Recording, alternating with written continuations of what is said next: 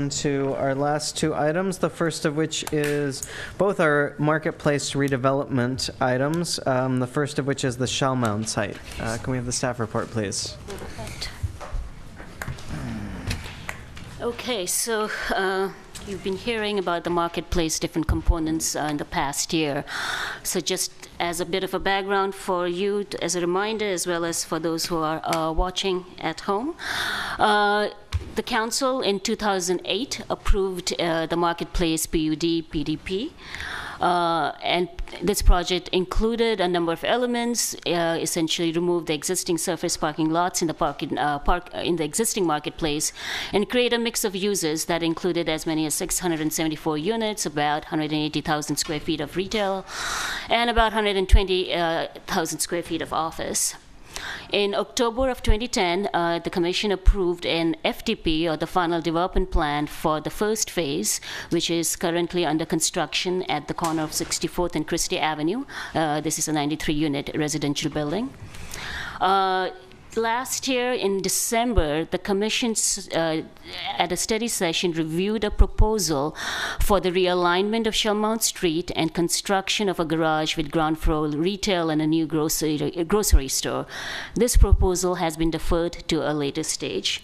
Then later on, in July, the Commission reviewed a proposal for the Christie Avenue Park redesign and expansion. This is moving forward. You will be seeing a second study session on October 30th, and then in the December meeting, we are expecting this FDP to come up for your consideration for approval.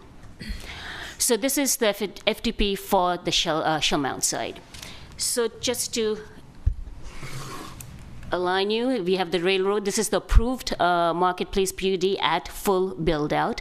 So what we are looking at right now is this building encircled here. So this is, and in terms of their proposed PUD at build out, this is the building right here. So like I was mentioning, this is under construction, 64th and Christie. We looked at the park proposal earlier this year. And last year, we were looking at the realignment and the garage with the retail at the bottom, as well as a grocery store here. So that, as I mentioned, has been deferred at this point. And then, of course, you'll be hearing later on today on the theater site. So to see the two sites that we are going to be talking about in context of the larger marketplace area, so we are first looking at the Shellmound site, which is about a little over an 2-acre site. And this is the building footprint. And I wanted you to point you to the direction of the pedestrian bridge connection. So the bridge, so this is the railroad. So the bridge is coming down here, and then it makes a turn here and then comes down. So, and this is the building footprint, and this would be the entry to the garage, and there'll be more slides to that effect. So just to give you what the building is going to be, it is a 2-story over 5, 2 plus 5 as we call it, podium building. You have 218 units, 2 levels of parking. They're going to be using puzzle lifts, and the building is going to attain a height of 78 feet. The ground floor plan, so the frontage along Shellmound is going to be retail. It's about 15,000 square feet. Behind that is the parking, the lobby, and the lobby in the leasing area is right here. The retail trash and loading occur here. And we have some bike parking on that level as well. This is the ground floor circulation. Let me see, okay. So this sort of, the blue is circulation of pedestrians. The yellow is circulation of bikes. And the red is the vehicular circulation. And the green is how trash would be, how the trash would work. So the parking, I mean the vehicular circulation, this is, like I said, is the entry to the garage, and this lines should actually extend, and they would come back here. So this is a better idea of what is going on. at this level. And the reason I have highlighted this is where we see some amount of conflict occurring. You have the bridge, so basically the stairs to the bridge and the come down here, so the pedestrians and bicyclists would have to move across the plaza over the driveway. So you'd have car going in and out of the building, and then you have the plaza area to which the pedestrians from the bridge would be coming out. This is the upper level circulation. That's the second floor, and this is kind of, it's not too clear, but shows the bike and pedestrian circulation on the bridge on the third level. Going back to the floor plan, this is a courtyard around which you have units, and there's a small fitness amenity for the project, and this would be on top of the lobby. This is the typical floor plan for the 5 levels, and this is the division of the unit mix and the average size per different kinds of different type of floor plans. This is the preliminary landscape plan. So essentially what is happening on the ground level is that they're creating 2 plazas, which is right. One is the main one here, which connects to their landing of the pedestrian bridge. And then at the corner here, they have a small plaza. Along Shellmound, what they are creating is parallel parking spots, as well as a bus stop, which is going to be proposed at this point here. In terms of the treatment of how the driveway is going to work, they're going to be using bollards and truncated domes in order to create as much of a plaza area effect that this area can support. You also have biofiltration measures and a couple of trees where the darkened sites are there. There's also a dog run, possibly a bioswale. This would be underneath the bridge. In terms of the streetscape along Shellmound, essentially, like I mentioned, there are some parallel parking areas. So that area, it's either a parking lane or a planting area, and that's about 8 feet. And the clear walkway is 10.5 feet. Marie, while you're on this slide, can I ask a quick question? Yeah. Is that tree a viable specimen that could actually end up growing there, or is this pie in the sky dream? Maybe it may not reach that tall, but there are trees. And it would be that wide and healthy and with the... Well, I mean, the architects and the, Look, you know, it's image. It's an image. Yeah. It's Because an I know image. what's growing over at Christie Park, and it's London plains that don't look like this. So, Well, I mean, you know, it's an image, as I Yeah. said. So this is the lobby. So we are looking west, and so this is the tower of the bridge. And so this is where, if you're crossing the bridge, you would come down past the lobby and hit Shellmound here. This is Shellmound looking north. So essentially, Hyatt Place is right here, and they are looking in this direction. So these are all retail storefronts, and on top you have residential units. This is the rendering of the bridge across railroad. So as you can see, it takes a right turn. There's a new building tower, and then the stairs downstairs, stairs going down to the plaza. This is the aerial view of the plaza and the bridge tower again. So essentially, you know, this is the bridge. You come down here, you are going to pass this driveway, and then come to this plaza and reach Shellmound. Now, the bridge connection is what staff has been focusing on and talking with the applicant as well.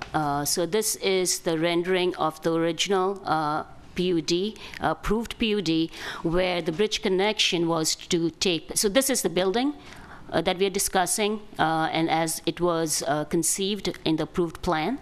And the bridge connection came in this purple area right here. So it came right through, straight onto the Shellmound, and the idea was it would be act like a grand staircase.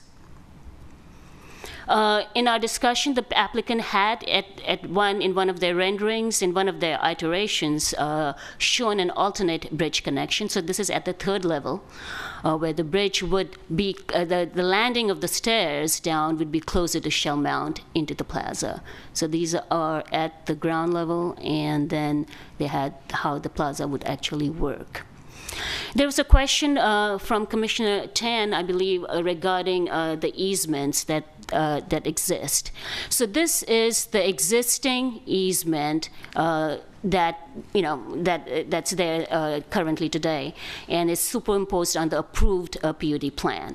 And this is a city-owned parcel, and this is the pedestrian easement that allows people to cross the bridge and go over across the parking lot onto Shellmound.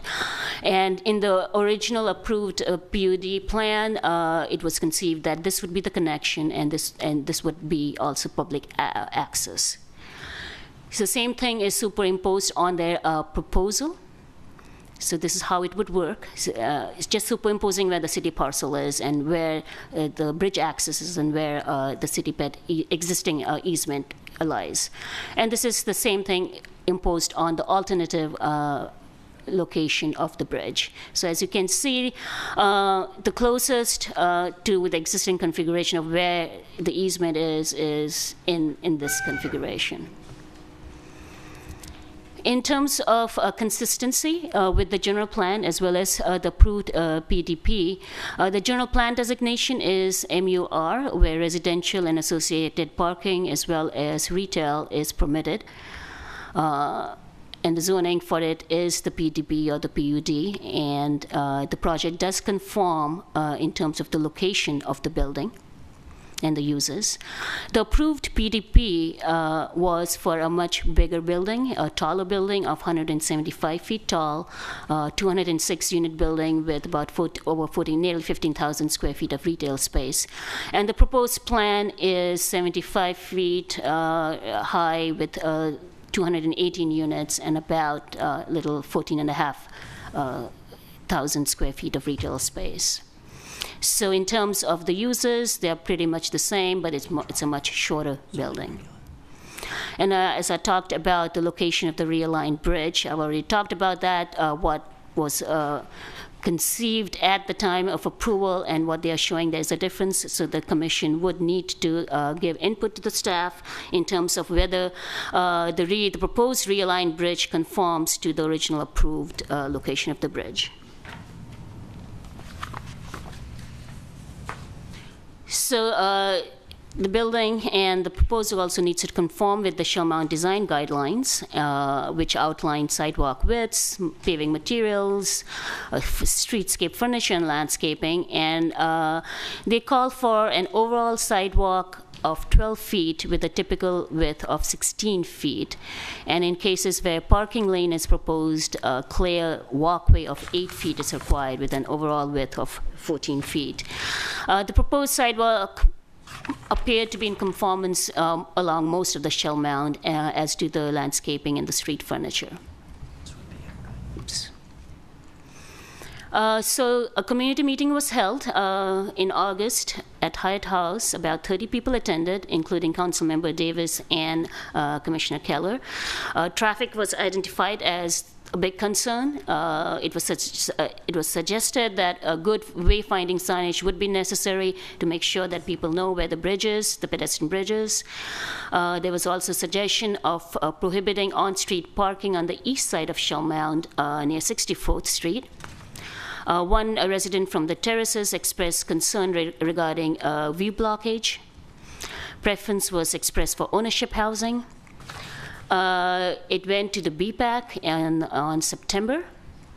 Again, they mentioned the need for good wayfinding signage. It was also suggested that the existing stop signs on Shellmound not be eliminated or modified until the traffic flows warrant a need for a change. One of the committee members recommended that the vehicular parking be eliminated on Shellmound Street as it is not safe for bicycles, since bicycles might get doored. There was a suggestion to provide bicycle parking right outside the retail space and to provide electrical outlets for charging bicycles within the building. The committee was satisfied with the location and provision of bicycle parking within the building. In terms of staff comments, it went to a couple of our DCC meetings. Overall, we feel that the landing stairs should be as close as possible to Shellmound Street. The new tower of the bridge should be similar in design with the existing tower on the east side. The plans need to include dimensions of the alley between the proposed building and the Hyatt Hotel, as well as to the driveway on the north, so that the context of this building is better understood, and in terms of the various alleys that are being created are clearly understood. And that the Hyatt House need to be included in the elevations. There was a discussion on the roof treatment, that it needs to be refined, and that at least at the minimum a non-reflective treatment needs to be employed. There were things of using it for more sustainable purposes like a roof garden, but at the very minimum, we do feel that a non-reflective treatment is necessary at this site. As a part of this proposal, the city would like to see the elimination of the median on Shellmound Street further up near opposite of the Hyatt Hotel, an expansion of the sidewalk on the west side of Shellmound Street near the intersection of Shellmound Street and Shellmound Way. In terms of issues for the commission to consider, first is the location of the pedestrian bridge. What is the Commission's preference regarding the location and treatment of this realignment? Does the Commission feel that the proposed location does conform to the PDP? Unit mix, is the Commission satisfied with the proposed unit mix and size? And the design. I have not talked too much about the preliminary design because I expect that the applicant will be talking about it. And as this is a study session, the tendency is that between the plans you get and between today, they continue to refine. And so I'm going to, which is the reason why I did not get into the design that much, since there was not too much to talk about, really. But we would want to hear comments on the design as well, your preference for materials. And that essentially, concludes my presentation. So if you can, and we seek comments on the pedestrian bridge, unit mix, and any other comments that you may have. I'm available for questions. If not, then the applicant does have a proposal. Are there any questions of staff? It's not so much a question as a statement. The reason I was asking about the trees is the concern of the removal of the median that the city wants. I know this is an urban environment. I strongly suppose an urban environment, but I still like it to be green. And if we're going to, I think the medians have had a time, the palm trees not so much, but the landscape in the median has had a time to mature, and overall it looks pretty decent. If we remove that, we have more asphalt. And if the trees that we're planting in there don't come to fruition, so to speak, and they're just these little sticks, that's where I have an issue. And then, those are the kind of trade-offs we need to think more about, because what are we getting from that? We are getting a broader sidewalk on the west side. Right, but it's a sidewalk all just cement and no greenery. I'd rather have the greenery in the middle of the street and a more narrow sidewalk, as long as they meet the Shellmound design guidelines, because those are pretty nice sidewalks. Right. Okay. I just had a question about the alternative bridge plan that was provided in the packet. Mm-hmm. I'm just wondering how this works, because it looks like there's stairs down to the landing where the elevator, where you get on the elevator. Is this the one that you're talking about? Well, there's a blow up here that, I don't know if it, Attachment B, are you looking at? it's like I think it's slide 24, Maru. Attachment. Just one down. This one down, yeah. This one down. There you go. Oh yeah, there. So is that the elevator right there? Yes. Yes, yes. And does that, Yeah, are this those one, right? stairs to that landing that the elevator? So I think that elevator would have to actually be two-sided, two double-doored, Yeah, and yeah. open on the other side, Yeah, because like- it would have to go up above those stairs. Okay, I'm just having a hard time understanding where the. Oh, so there's like another bridge or another level that's there. Does the bigger drawing show it, the one that shows the whole site? Yeah, there's. I think like down to That there, that one. Oh, No, that's an upper level drawing. there you Yeah, go. there you go, There you that go. one, that one. Okay. Okay. Well, where's the elevator on the alternative? The box with the X. Same place. Oh, There are okay. ramps Can you make that around full these screen? stairs, and then you can So- come to the elevator here. There's like almost like a Oh, Or you Big can walk down. plaza up big there. plaza. At least you're not crossing the driveway. That's right. Yeah. Okay. Thank you. So I'll ask the applicant. Looks that way on these plans. So I believe the applicant has a presentation which combines both the buildings, and I think we have suggested that they focus for this time on the Shellmound building and then talk about the theater building at the next item. So there might be some scrolling down of slides, so that's why they're doing it. Do we want to combine these two and let them do their I whole? prefer we focus.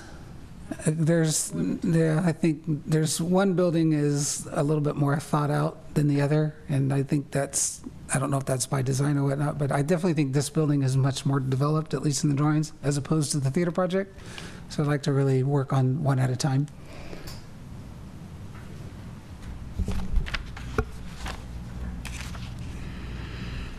Good evening, Jeff White, AvalonBay. We look forward to explaining what we're proposing. Maru did a great job, very comprehensive, in presenting the pieces of the project and how it all works.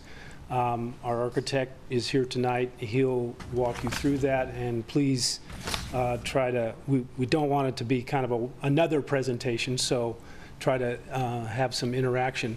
But AvalonBay is the applicant here.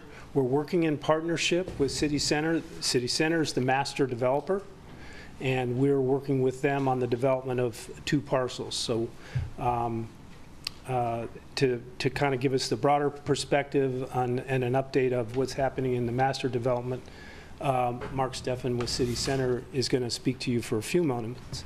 But on this particular parcel, there are 2 entities. You know, Avalon is the sponsor of the project, but the retail is City Center's piece of the project. So they, although we're presenting, they have a vital interest on how viable that retail gets. So you may see Mark jumping up at a few times during the presentation to speak up for the retail. So with that overview, turn it over to Mark Steffen at City Center, who will give you an overview on the broader project. Thanks, Jeff. I'm Mark Steffen, President of City Center Realty Partners. We're the master developer, as Jeff said. I'll make this quick. Maru did a good job of giving you an overall sense of the project and how these 2 parcels fit in. If somebody would just help me figure out what to click on here. Is it, Maru, do you know which one? Help? Did I get the No, I don't know thumb where drive? they- Do you know, Tom? Okay, well, let me just put it in. That's okay.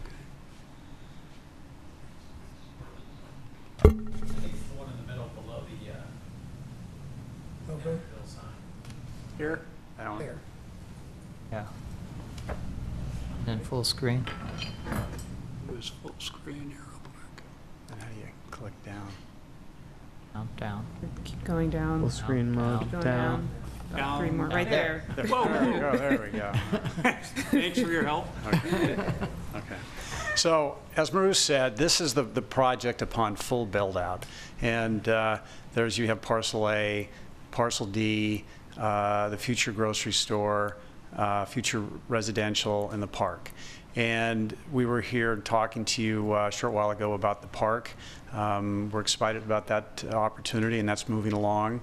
I wanted to let you know that as it relates to the grocery store, had some very good conversations with 2 potential grocers yesterday and today, and so that's moving along, and we expect to be able to bring something back to you on that in the very near term.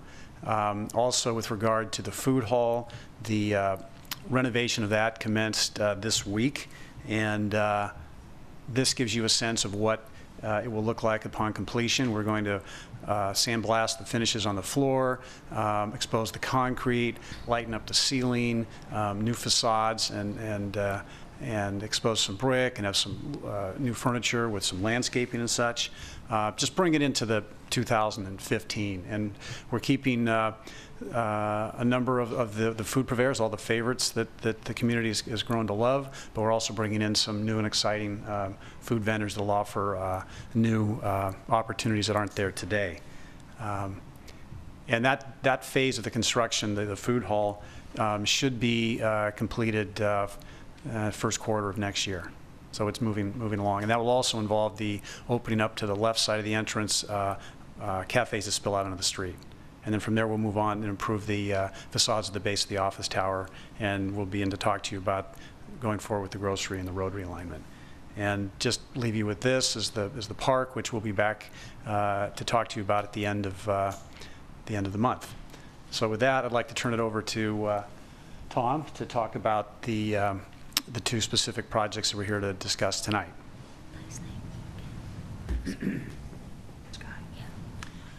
Good evening. My name is Tom Cox with TCA Architects.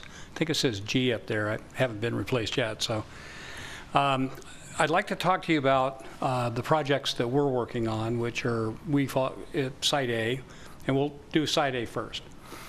I think you've gotten a really good review of where the site is, and I'll just recap it quickly because I have a feeling if we get to the bridge right away, we'll never look at the building. So what I'd like to do is just refresh what we just talked about. We have Shellmound, we have the street parking, we have created the plazas on the south and on the north side. Parking is behind the retail. We have a service corridor that serves all the retail. We have our lobby and our lounge now positioned on the public plaza, which is different than what you saw in the presentation that Maru gave you a little earlier. We have actually opened up that plaza and put our lobby and our lounge right on the public plaza to help activate that space. Behind that is our access driveway for the residents only. The only people that go in and out of that drive are the residents. All of our loading, trash, and those facilities are on the right-hand side. You know, I did this really cool thing, and I didn't really think too much about it. I brought a laser pointer. You guys aren't watching the screen, and I'm not sure it's not showing up there, so I guess I get to use the mouse. Use the mouse, yeah. I thought it was so smart. I never bring my laser pointer, and I thought, God, I get to use it tonight. No. So all the trash and loading is located on this side of the building. Our bridge and stair are located along the back, a dog run below, and then the future tenant and guest parking here. And then the gate for the garage, which I think is an important consideration, is about 100 or 150 feet back from the crosswalk area. So that's the ground level, 15,000 feet of retail. We're anticipating restaurants to be on the Shellmounds on the entry side on the south, and also restaurants on the north with retail in the middle. Immediately above is the second level of parking. This was a big change. Because of soils and water tables and those kinds of things, we put our second level of parking above the first level, much like you saw on the previous presentation for the affordable housing project. It's a great way to solve that issue. Off of that, we immediately have our fitness center and our yoga and stretching areas. And then up to the podium area, we have a large podium, landscape podium deck. We have a roof deck and roof garden. We have our club lounge located up here. All of that is a two-story volume that really looks down to and helps activate and put eyes not only on the street and on the plaza, but also on the bridge and on the elevator. We can go through unit plans and all that, and we have those with us, but what I'd like to do is just give you a quick walking tour of the building. This is coming up Shellmound. We're approaching from the south, heading north. And this is that first plaza, that first corner. We're anticipating a restaurant here. We're allowing for and anticipating an indoor-outdoor relationship. So we've carved our building back and pushed it back so we can have that outdoor space. And then you can see the retail as it goes up Shellmound. It's a continuous retail frontage. That's also really important, I think, for the retail portion of the project to have that continuous frontage, and was one of the reasons that we actually moved our lounge and our lobby up to the northern side and put it on the plaza itself. As we continue up, you can see the materials that we're using. It's storefront glass, high volumes. The retail is, I think, about 17 feet clear. And so we have a huge, large volume, so we have lots of glass, lots of exposure. We're using awnings and storefront windows. At the ground level, we're using board-formed concrete, and we're also using brick. As we get to the corner, this is looking south on Shellmound. As we turn that corner, this is the public plaza. We are anticipating a restaurant on this corner. We're anticipating indoor-outdoor opportunities for eating facilities and for benches and park. And I think April's going to be talking a little bit about the landscape idea in the public realm. The project has been designed hand in hand with Hart-Howerton and with the Marketplace folks so that we have this continuity of architecture, of landscape, of pedestrianization. The concern that we've had is that the pedestrian realm is the public realm, and we want to make that as activated and as strong as we possibly can. That's why we put our lobby and our lounge area, with the immediately above that is our fitness, and immediately above that is a roof deck, to get as much activation, as much light, as many eyes on that area as we possibly can. So as we turn the corner and we look to the bridge is a very, very consuming item for this project. I'm sure there's many, many preconceptions about what it should have been, what it could have been. We looked into what the original approval was, and the original approval was about a 14 to 15-story building on one side of the opening and a 5-story parking garage on the other side. And there was a walkway, the grand stair, that cut its way down to the sidewalk. We felt that that could be improved, and our goal was to make it a more public, eyes-friendly, pedestrian-friendly event.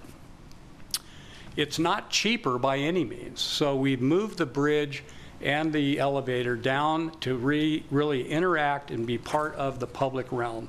And I think as we get a shot, you can get a sense of how we're bringing the bridge over. We're creating a new elevator tower. The stairs that are coming down, we've tried to eliminate in all instances any quote-unquote lurker spots. I hate people that do this, the air quote stuff. Don't pay any attention to that. We've tried to eliminate any lurker areas where people can hide behind the elevator. I know that's a real concern with the current elevator tower. As the stair wraps around it, you get to some point where people can't see you. We've made the stair wide open. There's no walls, no barriers. And the elevator is fully accessible with eyes on the elevator at all times. You don't have to go around the back of the elevator to get into it. So the goal here was to integrate that to the public plaza. There's a concern from staff and from all the community that we've talked to and from a number of commissioners that you have to cross the driveway to get to the public plaza, and that is true, you do. There are safety features that we've incorporated into that. We've done a speed table so that the pavement and the texture of the plaza is continuous all the way over to the bridge and to the stair when it comes down. We've lined it with bollards so that there's a clear definition between the pedestrian space and between the driveway space. We're putting lights in the drive aisle so that when people come down that bridge that they're light activated and the lights blink so that people can make a safe crossing. We're willing to put up a stop sign, but stop signs aren't really that effective. The other part is we've held that gate for the residents back about 150 feet. So there's a stopping of traffic coming and going as we go in and out of the building. I'm sure we'll talk about the bridge some more. We've looked at a number of alternatives. The one that we have in the original submittal package was one of those alternatives. But when we opened up the plaza and pushed our building back and put our 2-story volume of the lobby and our lounge area, that little cube box there, we put that in the plaza, that changed the design because the stair coming down just ate up all that public realm and really cramped it. And we have some illustrations. We've been asked to look at alternatives, and we have done that. And so when we get to that, we can look at those too. The building itself, We've heard a lot tonight about hardy, and hardy is a great material. It depends on how you use it. So the newer materials are larger panels. They've got metal skins, they've got sheen to them, or they've got stippling to them. We're anticipating using some hardy panel on the building, but we're using it in a little more contemporary fashion. We're looking at it for its color, its longevity, its durability. Another material that we're looking at using is a metal panel. So the green on the corner of the building, or that aqua color, is more of a metal panel. The brown is more of that hardy panel, that large piece. And then we're using a very limited amount of stucco that we can use alternative colors on the stucco. Every unit in this project has a deck. That's a nice advantage. So every single unit has a deck. We have an aggregate of about 10,000 square feet of open space and recreation, or just the recreation amenity space, plus the deck on the top, the podium. That podium's about 150 feet long by over 100 feet deep, so it's a very, very large and open space. I'd like to turn this over to April. She's been patiently waiting behind me, and she doesn't want me to go as long as the previous project. So I'm going to turn this over to her to just talk about the public realm and pedestrianization of this project. Thank you, Tom. Hi, I'm April Phillips. I'm with April Phillips Design Works. I'm the landscape architect for the project. I just want to also point out that we've been working with the CEQA team, Hart Howerton, landscape architects. A lot of what we're showing on the streetscape is Shellmound, or things that have been here before and have been approved and have had comments. And I will address Commissioner Keller's comment about the trees, because they have been vetted through an arborist, and we're working diligently to make sure we can have large, beautiful trees. But first I'm going to start and segue with the urban realm. One of the things we really want to do is really make it legible to people and make it so that it's fun and friendly. And one of the ways we're going to do that, besides keeping our open sight lines, which I think is really important in the public environment of the street, and one of the ways the building is sited is to keep those sight lines open, but it's also how we deal with materials, how we use the paving patterns, how we create the subtle movements for people. So for example, in the image before where you saw the bandings that were going through the plaza, we're looking at using like a concrete material to create this banding, which actually creates a subtle movement to get you through the space. We think that that is a welcoming way to create that energy, and it's a subtle way of wayfinding. It's not the answer, the only answer for wayfinding, but again, it's a subtle way we can help people understand space and get them through space and really see the space more legibly. So the images that you see here are kind of representative of some of those techniques that we do. Very simple ways to do the planting versus the hardscape. You see in the upper right image is, I guess I can use this, the bollards and the paving through. So the table that we're going to do really makes this legible as a people-friendly space. And with all the other things we're doing, such as lighting and the way we're going to direct and make this a pedestrian-safe environment, I think it recreates the illusion that we have this more engaging public realm from the stairs out to the street. We are looking at using benches, ways to keep people to congregate and see what's going on. Some of them will be shorter along the plant material, and others will be longer and create like a long bench, which again helps to create this eyes on the street and makes people have more fun and enjoying the environment and people watch. Next. There we go. So our tree, as I said, you have seen the Shellmound has been vetted before. There isn't anything new here, but I'll go over it again. We have been working with an arborist. This tree is going to be the legacy oak. We've gone through many iterations with understanding what trees will work well. You probably know this is pretty bad fill that we're dealt with. We're going to use techniques such as the silvacells, which allow the trees to have more roots under the pavement, which creates more vitally growing trees. And so that is going to help, and it will be larger than most. Along that, we've got the 10'6" clear. We've got the overall 18-foot, so we definitely are within the guidelines. And within this 8-foot, 7'6" area of the horizontal parking, they're every 2 spaces, which allows us to create a lot more green space, primarily being used for biofiltration, so it'll be very green plantings, as well as all of the street furnishings, such as the bike parking, the benches, the street lights, the city lights, all of those things that are part of the guidelines are there, and I think you've seen them in all the drawings. So this is just the section through that shows you what's going on and just confirms that we are continuing this design. And I believe we're on to the bridge, back to Thomas. Can I ask you a question real quick? Sure. What was the dimension of the bike lane on that last slide? It's a 6-foot bike lane, so it hasn't changed, and I believe it shows also up on our civil plans as well.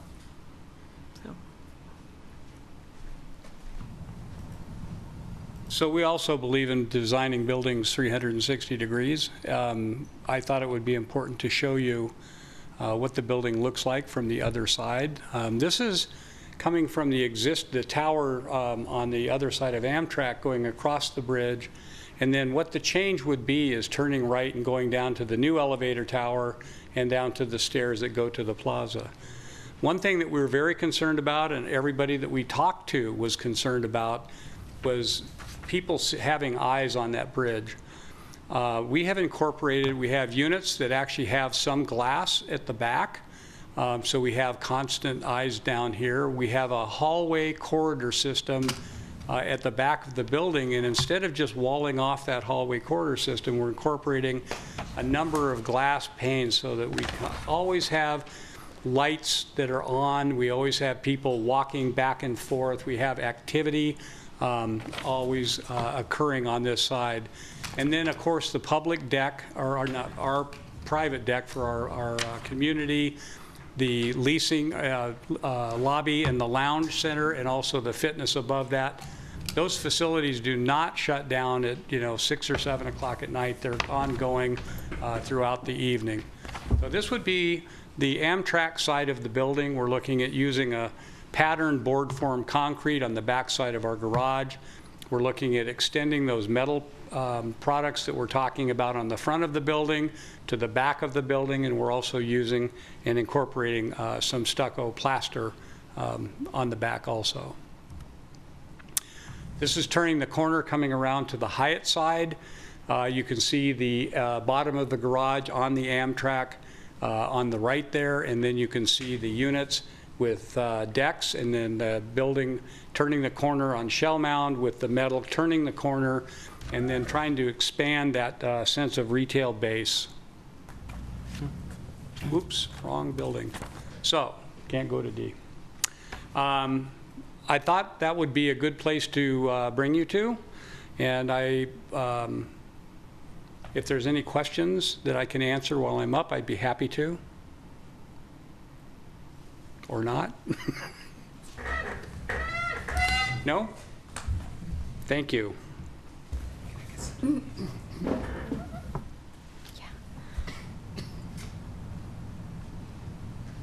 All right, so with that, we'll open the public comment. If there is anyone here who would like to speak on this item, please come forward to the podium. Hi, my name's Lisa Findley, 6019 Christie Avenue. Just to put my comments in context a little bit, I'm an architect and professor of architecture. I'd like to advocate that the Planning Commission require that this project adheres to the previously approved PUD in terms of the bridge. I think the bridge is an important part of stitching Emeryville together across the railroad track. We've been waiting a decade for the one at Bay Street too.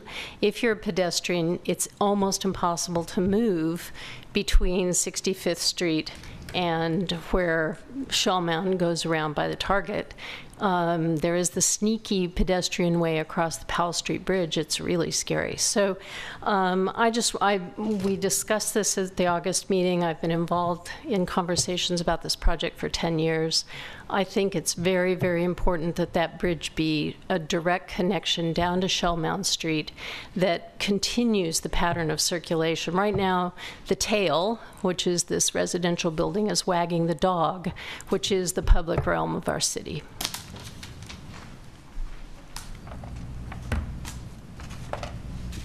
John Sherman, I live across the street from this project. I share what the former speaker said, previous speaker said, and that is, I do not feel that this in any way conforms to the FDP. I remember when TMG presented this project, they really talked about this grand staircase and really made a big deal about this is going to be a focal point and this is going to be the wonderful part of this project, and this isn't. This is hidden. The fact that we were talking about wayfinding signs to find the pedestrian path really tells me this is like we're failing. We're failing miserably. We really need to bring this out to the front. All the pedestrian realm there, the plaza, I don't see the point of it. There are many other places in this whole project to put wonderful pedestrian plazas, not next to the railroad tracks. I think it's really important to have this direct connection as we can, bring it out to the street. It should be obvious. When I turn the corner walking from PPP and I come around the corner and look in that direction, I should see something beautiful and functional. The other thing I'd like to see, if possible, is right now there's 56 steps to get up to the bridge. If there's anything that we can do to incorporate the ramping as you're making the distance from the bridge deck down to Shellmound, if we can do the ramping down gradually, and then make the last part of it steps. So if we could even shave off 15 steps, that would still be a big improvement. But the most important thing is to make this direct, make it obvious, and make it grand. Do things beautiful, incorporate the green space. I provided some pictures in the packet that I sent. There are things that we can do to make this a really wonderful space. I would just eliminate the plaza altogether and definitely put the cars behind the pedestrians. We should not have this conflict in this kind of area. So, thanks.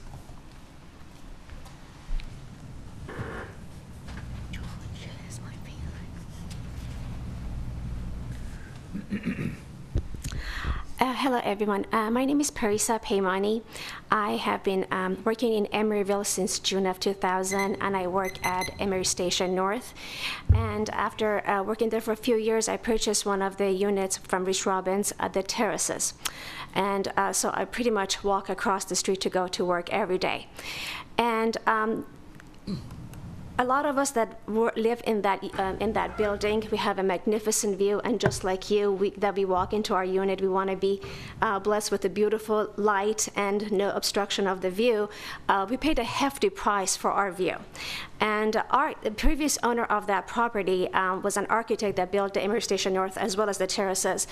They went through a great length, and I have to say a magnificent length, to come and really engage us as a community and really ask us what we desire and how we want it to look, because this is the view that we're going to have day in and day out. We are property owners.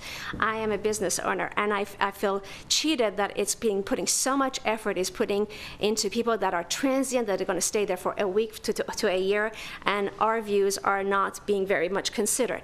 The architect came to my unit personally, took lots of pictures, shadow studies, and promised that my view is not going to be taken away. My water view is not being taken away by this property. I'm going to be looking at garbage cans, I'm going to be looking at bike racks, and I'm going to be looking at unattractive cars. Right now, yes, there are cars on the street, but I have the view, I have the beautiful brick building, and I am stunned as something that, a low-income housing had a Zen garden, had a dog garden, had gardens here and plants there, and here we have just a couple of trees here and there that is probably at some point is going to cease to disease.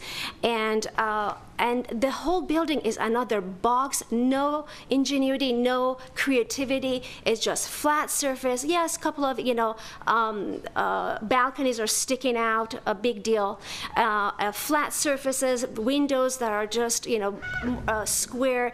It's just getting really tiresome of the same design, same boring architecture is invited to Emeryville. I would really encourage you to have architects bring more new ideas, better ideas to Emeryville, that those of us, I'm looking at Bay Street every morning and it's concrete land. And this looks another concrete land, and they just put a little plaza with I don't see any water fountain. It's just altogether a very undesirable, very unattractive, and I really don't like to see this project get approved. Thank you.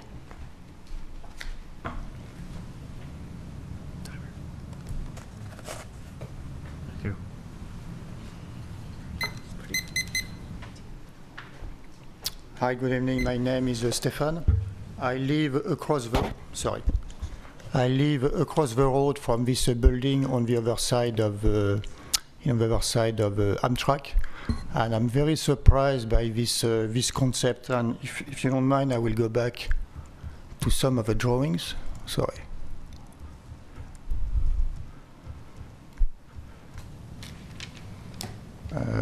So what I see here, I see a lot of big boxes that are going completely to fill up the space that you have over there.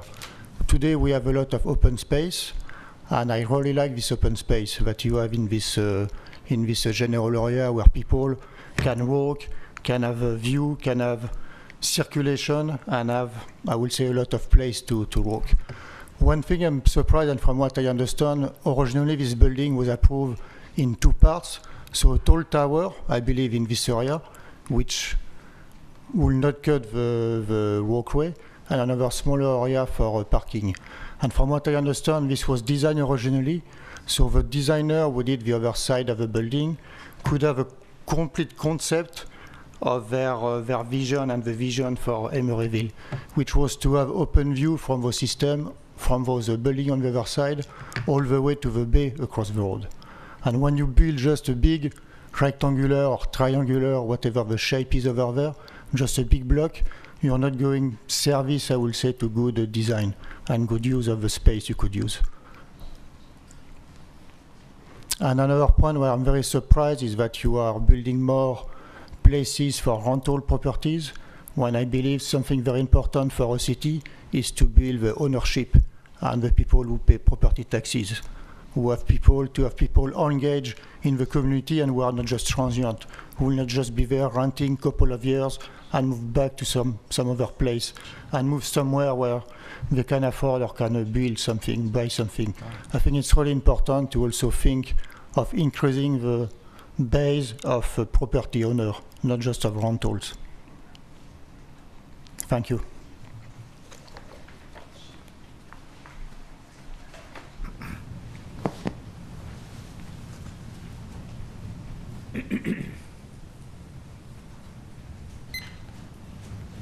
Good evening, ladies and gentlemen.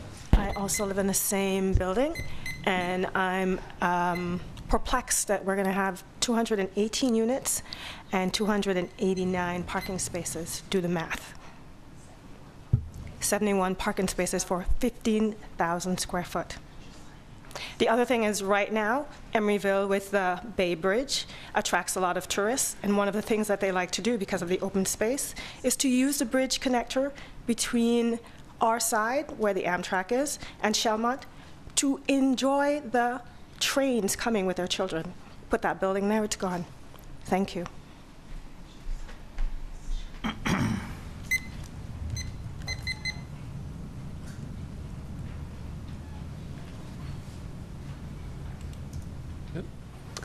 Is there anyone else who would like to speak on this item? Commissioner Moss, I would just offer, we have done some studies of the original plan. If the commission would like to see those, we can do those, or not. I know I would like to see those. Yeah, I want to see the relation from this building to what was approved in the original PUD. Yeah. Yeah, we have those concepts. They're not anywhere near as Right. developed as this. They're just massing, but it'll give you a sense of scale. Give me a second, please. Do we need to close the public comment? Or, Yeah, it's on a public hearing, so. okay. Oh, that's right.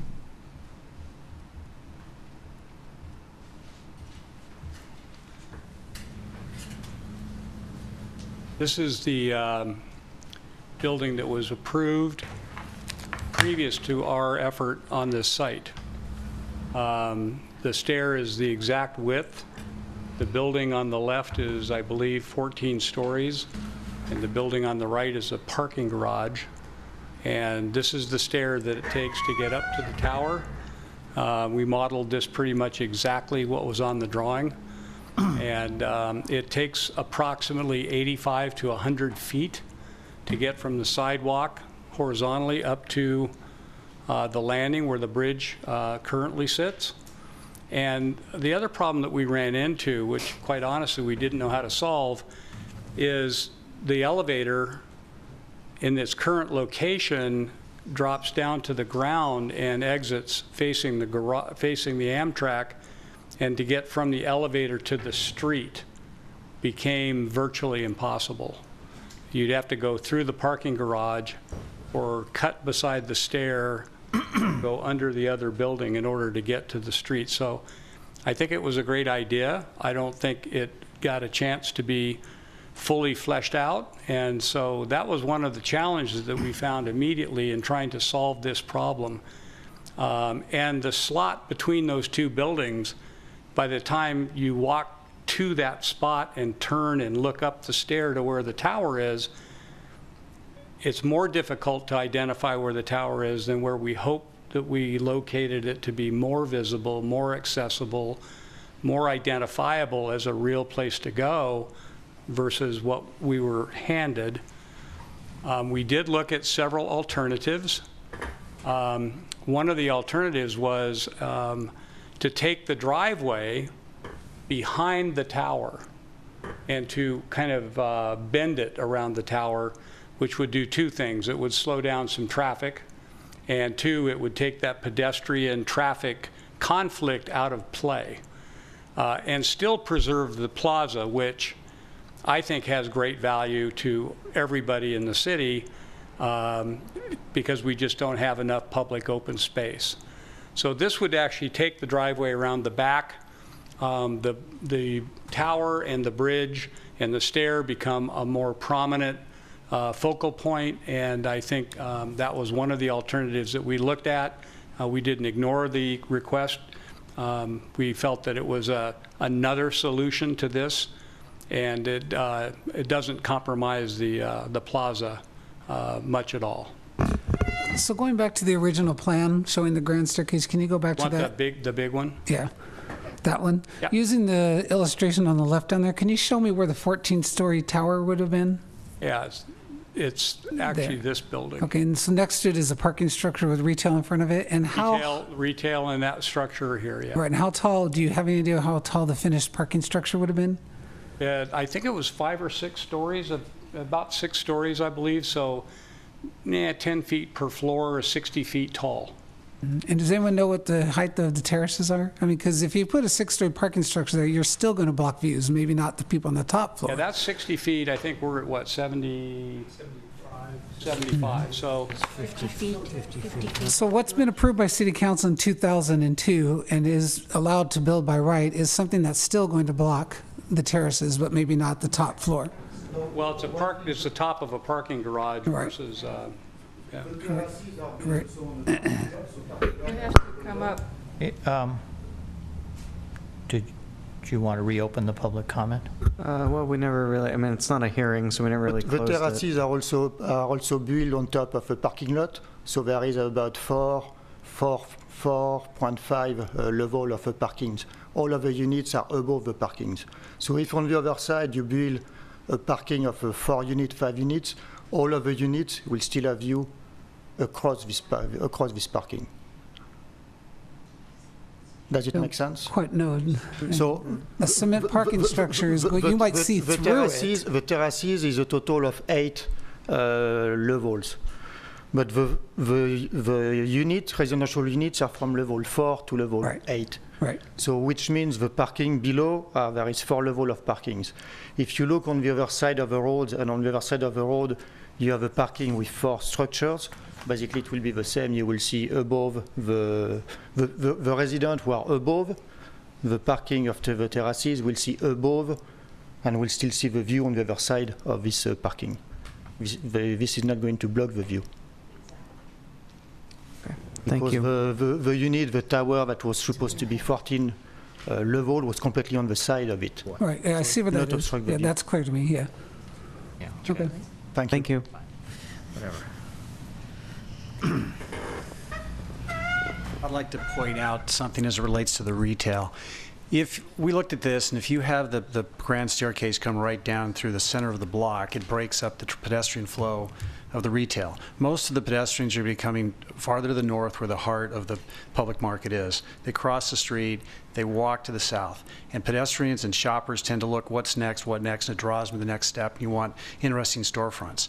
When you have a space here that might be, I don't know, 20, 30 feet wide, they tend to stop, and they don't necessarily go the next step. So the 2 retail spaces that would be to the south, they won't do as well. So just one thing to consider as you're considering all the various points. Thanks. Could you talk a little bit more about that other alternative where the entrance to the parking would be behind, sort of on the railroad side, and why that wasn't presented in the first place, or the pros and cons, so we can understand that? I think that's a really fair question. In all truth, this is a difficult site. Shellmound is tough. Up against Amtrak is tough. Up against the Hyatt is tough. Triangular site, not easy. Bridge. Maybe you should not build it if you don't know. Excuse me. Sorry. It's a very difficult site, but that kind of brings out innovation, and we're innovating. So that was the one we've actually had 4 or 5 different ideas. We initially tried to keep the existing tower, bring everybody down to the ground, take them through the garage because that's where the easement was. That didn't work so well. It didn't feel good. It was going through the garage. It's just awful. We looked at taking it across our podium top so that we could go just right across our deck. We have private patios, private residences. We have our own facilities up there. We're hoping that we can attract some families, hopefully with some children. Probably not a good idea to take the public across that deck when you're really only talking about low patio walls. We tried to make it safe and pedestrian friendly. We tried to actually open it up and make it more visible and put more eyes on it. This was one idea, was to move it over to the side and actually connect it to the public realm. And so that's how we got to where we're at with that. I believe it was Brad or Sean maybe that talked about bringing the driveway possibly behind the tower. And we did, we looked at it. It is an option. We're not done designing. So that option, and then there's the one where we go behind the tower. I think they're viable options. The ramp, I remember a gentleman mentioned the ramp. We're 30 feet in the air. At 5% ramp, that's like 600 feet of ramp. So the steps are a necessity. We can do some ramping, and we have anticipated that. On the original scheme, but along the back was ramping, trying to get the bridge to actually start falling after we've hit that platform and start moving towards the new stair tower and the new elevator. We started ramping that down so we could start taking some steps out as a response to the comment. But the actual ramping would be literally hundreds of feet long to try and get that to work for accessibility. So we have done some ramping. The stairs are a necessity. We're putting bike troughs in the stairs. We're keeping the stairs open and visible to everybody all the time. These are things we're taking into consideration during our design process. And we're not done. Looking forward to your input. Thank you. Are there any other questions for the applicant? I have a question for staff because The other side of the bridge, there's a development that's, I mean, entitled for that side. Is it actually utilizing the existing bridge tower? Or is it planned to create a new way to get up to that bridge? Well, yes and no. It does utilize the existing bridge tower, but it also includes a terrace, an outdoor kind of opened terrace that will be at the same level as the bridge. So there will be a connection between the bridge and that terrace, and then there's a grand staircase that comes down to the Horton Street sidewalk from the other side of that terrace. So when you come across the bridge from the west, you will have a choice of either going down the stairs or elevator at the existing tower, although I believe the stairs are being redesigned there, or you can turn and go across onto that elevated terrace and then down the stairs to Horton Street. And Charlie, in the terraces is where I'm putting in an elevator as well? I think there's an elevator as part of that too. Yeah, they are. I guess one more question. Did you look at connecting the elevated platform to the retail next door and getting down that way? Did you entertain that? Which retail? The next... the parking structure and retail that was in the first iteration? Oh, the next phase? North of this? Phase. No, next phase, north of that. That would, what I think you're asking is looking at extending the walkway and the bridge over to the parking garage and then somehow getting from that down to the street. No, we did not look at that. We don't have control over the garage, so...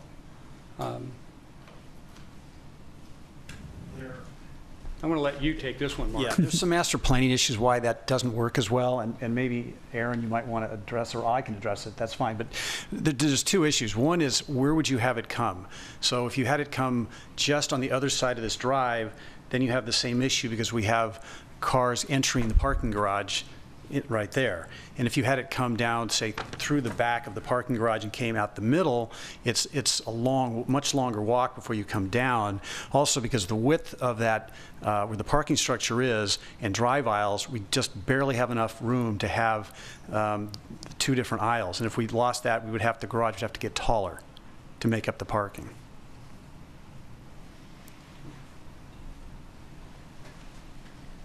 I think it's also maybe important to note that the building and the plaza on the other side of the tracks is an office building. Is that correct? So that's a public realm where we don't have that advantage.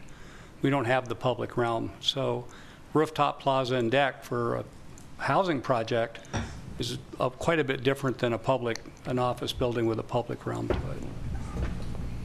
And we thought about that too. We also want to take the top off of that tower and not replace it on this tower. I don't think it helps the architecture at all. Anything else? Any other questions? Okay. We could also study whether that could come down through the middle of our Parcel B, where the parking structure is in the retail.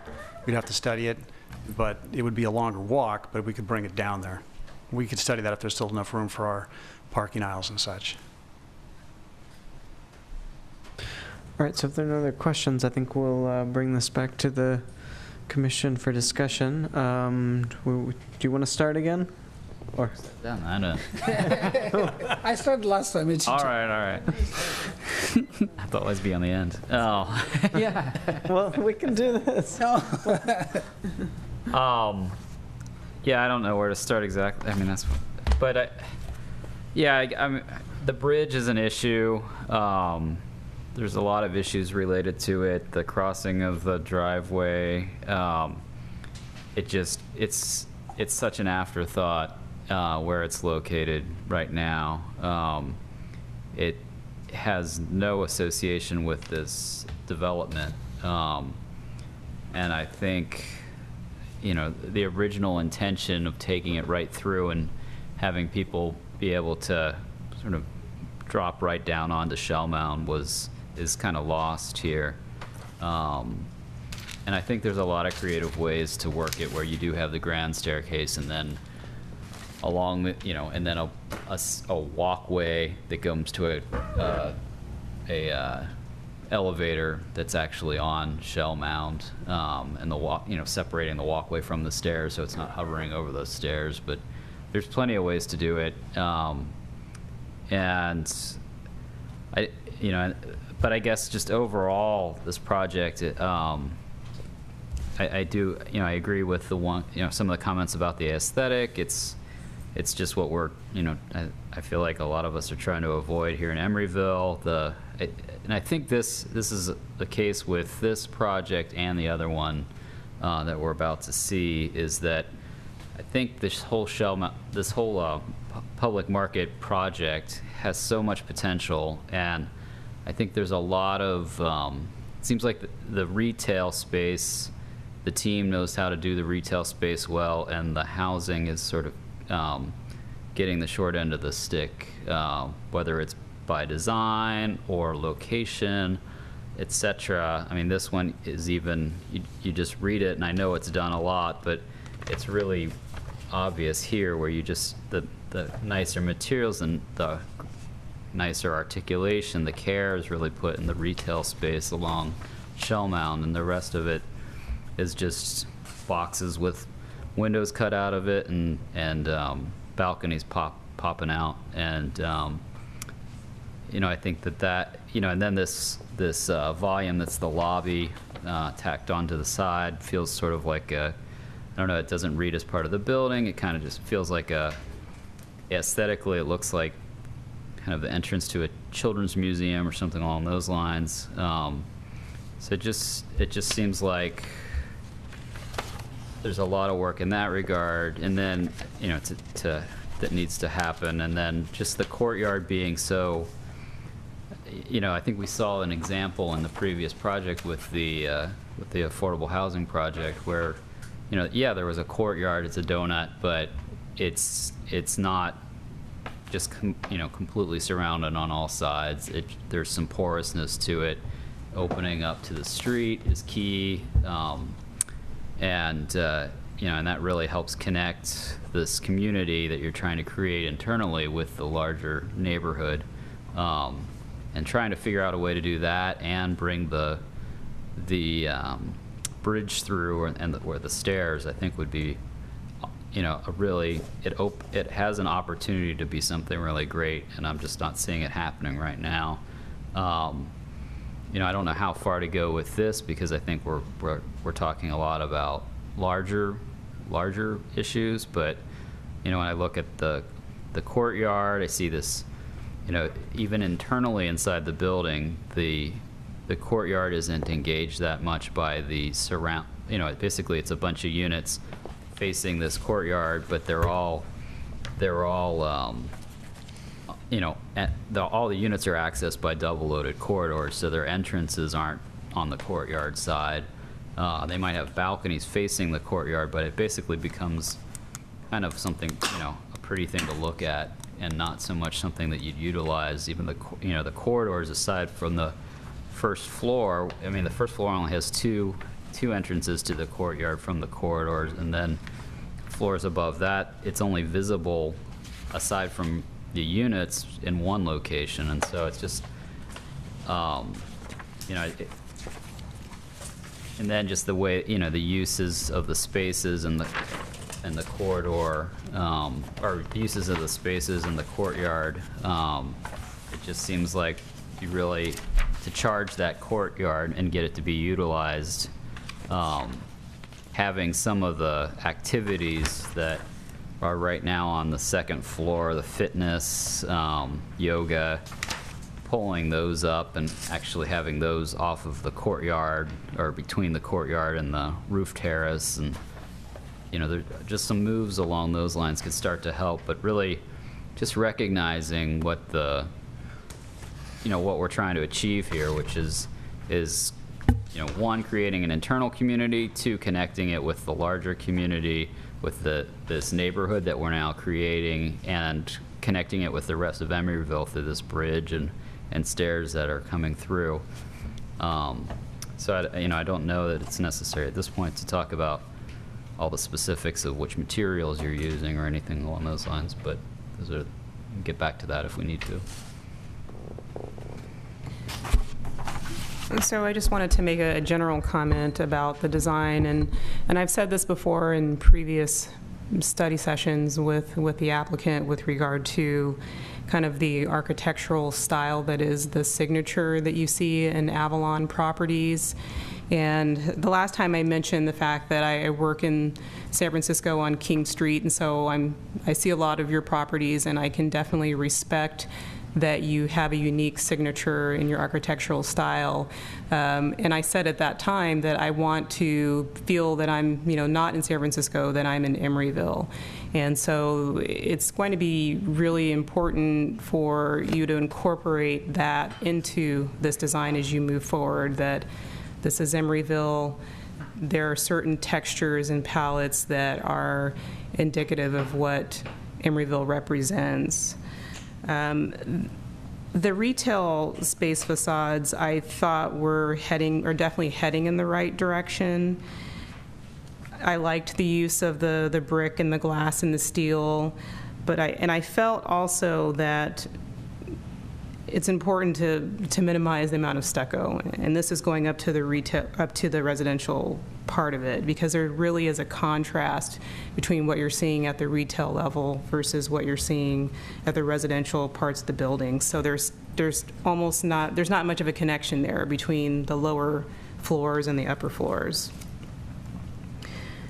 As far as the lobby plaza area, I felt that the lobby space is really oversized, and I'm not really understanding the purpose of having such a large space for just an entrance. That space maybe could be used in a different location or different use, more retail. I mean, we're really very early in this analysis to really say a lot about that, especially with the juxtaposition of the pedestrian bridge. So that's probably something we're going to discuss later on.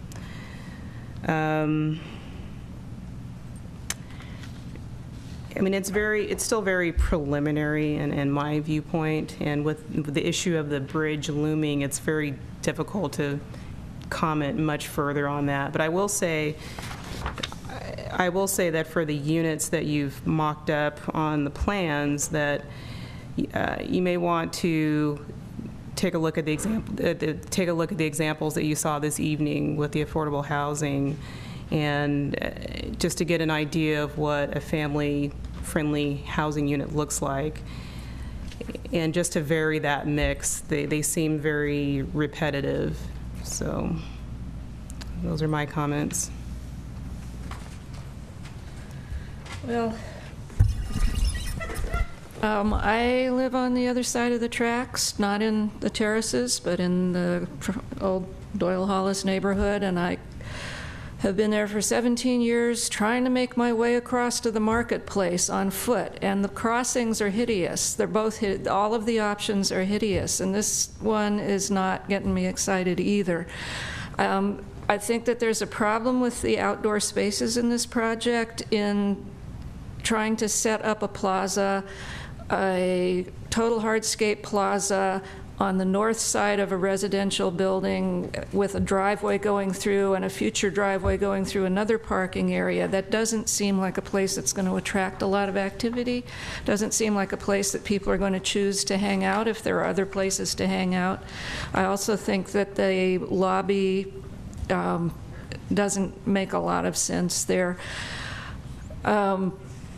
I appreciate the effort of bringing the cars around the back of that stairway and tower more than the current iteration here, but I do think that it should go back directly out to Shellmound and not need wayfinding, and be a grand statement of some sort, and not just, I mean, that massing study with the grand staircase of just gray with gray walls on the sides, it can be something other than that. I mean, there's got to be more options than that. I think also the relationship of the units, as was pointed out, the relationships of the units to the outdoor space that's in the courtyard is really lacking and could be improved on. And I would just look forward to seeing something that was more akin to the original design of the, the original PUD, because I don't think that this one is getting us where we want to go. I think it's not working. Well, I have to agree with all the comments I've heard so far. Certainly having the driveway go behind the tower is better than having it go in front of the tower, but it just doesn't have any impact from Shellmound. You'd have to turn your head to even see it. And I think that whole concept has to be studied, and that would probably affect the entire design of the project. Yeah, I would agree with all the comments previously, and also in terms of this project being family-friendly, which you guys had mentioned that this was the more family-friendly of the two we were going to see this evening, I would really disagree that I don't think we're there yet. And Commissioner Tan's recommendation to take a look at the previous project on San Pablo would be a good idea. And I am leaning very strongly towards that central staircase as well. I think that makes a lot of sense and works with the PUD and could be made quite beautiful. And actually, the surrounding courtyards for the project could take advantage of that open space and be used as light coming into units as well. It doesn't necessarily have to connect, where people can walk over there. That entire grand staircase could be landscaped with trees and other things. So there's ways that could happen, and it needs to open out more broadly onto Shellmound. And I also agree that the plaza area at the north is not in any way conducive, especially with 2 parking garages going into that area, and it's on the north side. So there you go. Unfortunately, I had about 2 pages of notes here, and most of the first page were likes for the project. I do like aspects of the project probably more than the other commissioners. I got rebooted when we talked about the original PUD and what was in place in front of the terraces.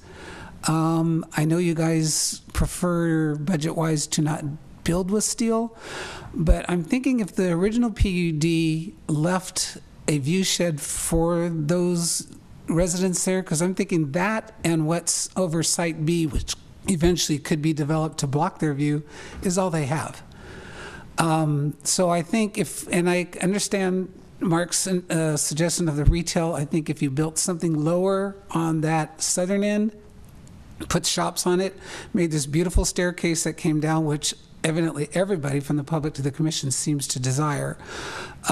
If you put a piece of sculpture there, and the first retail space that came after the staircase, you had glass windows that faced the staircase, and they had tables outside or something, I think people would continue past the staircase onto theirs. Because you're going to have, if that's the argument, then the street that divides the northern part where the garage is going is going to be a worse divide for people than a staircase is. So why put retail in that garage section of the part that you've changed? So I think that argument is understood. I think it could be mitigated. I don't mind the style of this building coming from Europe just recently. I think Emeryville can use something a little more clean and contemporary. I like the balconies here. I don't mind the lobby area. I think this iteration of the tower could work. I definitely believe the cars should be behind it. That works. But I also understand what people are saying is they want the connection to be straightforward and come out and really make a presentation. And whether those are my feelings or not, that's definitely what I'm hearing from the public. And that's definitely what's in the original PUD. So I understand your problem with cutting through the apartments, but maybe what you do is you make 2 separate apartments, and you make a lower level one that has 2-story parking, 2-story housing, retail in the front, you put the staircase in the middle, and you build a 9-story, 10-story building, because you can go up 14 stories according to the PUD. And I know you don't want to build with steel, but you get your units that way, and you build a higher building on the north side, and you protect this view shed. You still have retail in the bottom, and it corrects the bridge problem. So I just think that what we're looking at, it seems like the bridge and the connection is the death knell, that people want to see it come through the center of that. And until we see that, everything else is pretty much moot at this point to talk about finishes and styles and stuff like that. So I'm going to just toss my notes. I have one more thing. I did want to talk about finishes and style, just one. Again, Commissioner Tan was talking about that she wanted to see this representing Emeryville, and I wanted to put a plug in for Emeryville not as Legoland. So a little more refinement in the color choices. Color is very fashionable, and it's bothersome that it is so prevalent and changes so fast. And I would like to see a little bit more refinement and continuity in the different areas of the building. So. So I too like the architecture. With this caveat, I like the architecture of the front of the building. I think this is a building has a good front and a good side, and a couple hundred feet of good elsewhere. But it's really a 2-sided building. But I really do like the front and the side with the lobby. I think, to me, this is, this is sort of like what Bay Street could have been. I think this, is a dramatic improvement over that, with the way the retail and the residential interact and the general architectural style of it. I love the lobby feature. I really love the lobby feature. That said, I do think on the back side that faces the railroad tracks, there needs to be significant work. This building really doesn't have a backside, even though it faces the railroad tracks. A lot of people are going to interact with the building from that side. Everybody, not just the people that might live across the tracks that are looking at it, but everyone that's walking across the bridge, everyone that's standing on the platform at the Amtrak station. This is an area, especially in this area in Emeryville, you really interact with the tracks and the buildings that are on both sides of the tracks, and you see all of those buildings, and you're keenly aware of buildings that don't have good sides facing the railroad tracks. And then also on the other side that faces the hotel, it sort of turns the corner and it looks all right, and then it kind of gets this a little bit monotonous. So I'd like to see some improvements there as well.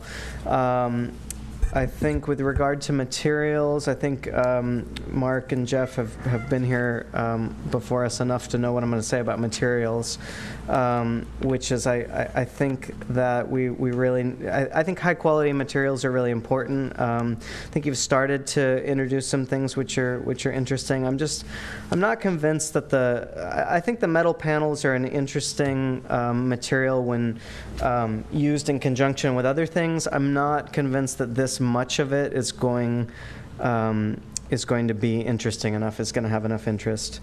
And then, and looking at the colors, it's almost like, it's almost like the sort of brick-colored metal panel wants to be a brick veneer or something like that. I think that's what it's kind of trying to emulate, so I would rather see another material introduced there with the different colors. What else did I have? So I said this on the previous project, and I will say this again, but I won't say it for your next project, if that's any consolation. But in this case, I think this is a really prime example to encourage people, to require people, residents of this building, to interact with the street and with all of the uses and activities that will be going on in the street. So I would really like to see a building where you had to drive in and park, and then you have to exit the building and enter through the lobby. I think that's the normative condition in most successful urban environments, and I think it's really detrimental that we've started designing buildings that don't do that, that make it too easy to drive in with your car and never interact outside the building. So I think, especially with this building, the lobby, I like the position of the lobby. There's, hopefully will be this restaurant on the corner, a lot of great retail, and so I think, having those residents interact with all of that as well would be really beneficial for the street life. And what else? And then okay, so that brings me to the bridge, which I had an idea. Is it possible for me to use the overhead projector? Sure. Is it? So as we're sitting here talking and people are bringing up the grand staircase, I think there are a lot of good things about the original PUD. That being one of them. The bridge comes across, the tower comes straight down. It's almost like and there's a project that's approved on the other side of the track, so it's almost like if we looked at this in totality with what we have now, maybe the bridge doesn't even want to be where it is. I mean, we could have realigned the entire bridge, but that opportunity is lost. So, was just trying to kind of figure out what to do. But I think the point of having sort of a grand staircase and a direct connection from the bridge to the plaza, or some center of activity, is a really worthwhile cause. So I just sketched out something really quickly. I'll put it up there.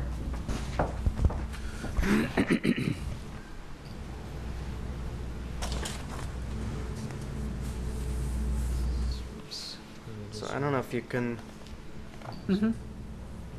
see. Perfect. Can you speak? Yeah, sure.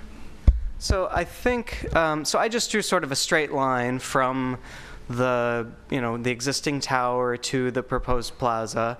And I think this could work really well. It's still a pretty direct connection. It softens that angle from the bridge to, whatever steps or whatever is taking you down, which I think makes it a more pleasant experience to come across. And I think with the way your building is positioned, I think, without losing too much, you could attach the bridge to the side of the building, maybe have it come down over the top of the lobby somehow. I mean, it's just, obviously I just took a straight edge and drew that in 2 seconds, but I think there's something to explore there. And then I actually drew, I think you could even bump your building out a little bit more if you needed to recoup some building space, because I don't think that plaza needs to be, large back there by the drive aisle. I think, you still get a usable plaza. That's with this idea. So anyway, just an idea I had, but I think it's a good compromise. I think it's definitely something to explore. Well, then looking at this too, is it making use of the existing elevator? Yeah, probably would. I mean, even though it exits out the back, you could still bring the pedestrians along the yellow line of where the current bridge or the proposed bridge is.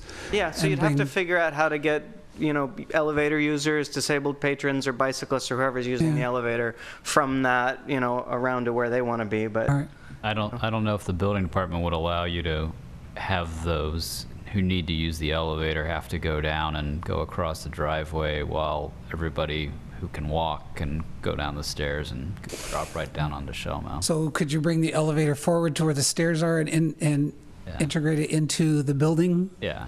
And then drop it down right where the stairs in, maybe? Mm-hmm. That's a really good, you did a good job on this. I really like this. Thanks. It's, it's all about compromise, and I think it's something that's worth studying and looking at.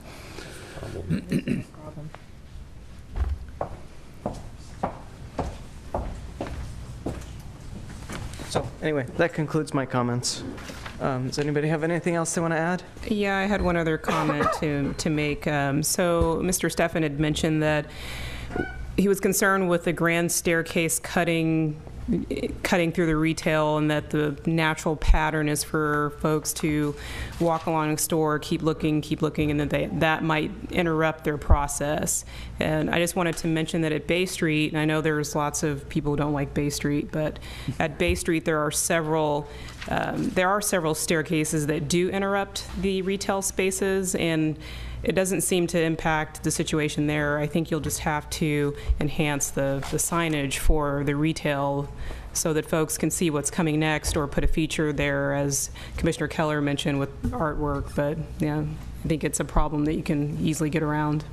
And the other thing we're trying to do in town is connect the Bay Street retail area and residential area to the Marketplace area, so that there's pedestrian activity going between the two. So it's not just going to be people stopping at the Hyatt and then turning around and going back. There should be some traffic coming both ways. So I don't think that having an interruption in this building is going to be something that is that detrimental to the to the retail on the south end.